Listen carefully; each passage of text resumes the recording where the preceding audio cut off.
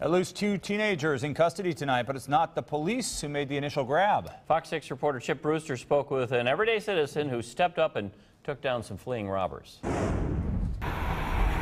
5 Milwaukee area Walgreens were targets Wednesday night for a small gang of teenage robbers. Their goal, steal oxycodone. Frequently these suspects are either addicted to or get in robberies or burglaries for the purposes of selling them on the street. A group of 4 teens went from Walgreens to Walgreens around 8 o'clock. They got away with the drugs at their first stop, went into the next 2 and changed their minds. They used a demand note in addition to implying that they had weapons concealed within their clothing. Employees at the 4th Walgreens refused their demands. However, the real story comes at the 5th one, where Larry Miller and his wife happened to be buying a few gift cards. I noticed them walk in and they kind of, looking around, walk through the store kind of quick. By the time Miller was in the parking lot, the kids had successfully gotten what they came for. Just as the 2 were making their escape, a manager realized what had happened. We were walking through the parking lot and I heard a commotion, saw a gentleman running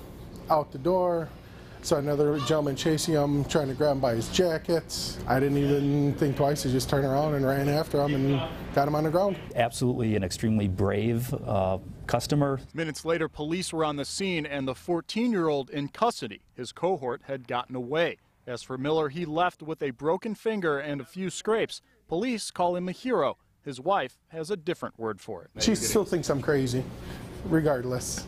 She's glad I'm safe. But she was standing behind, the whole time while I was fighting with them, and she was calling 911.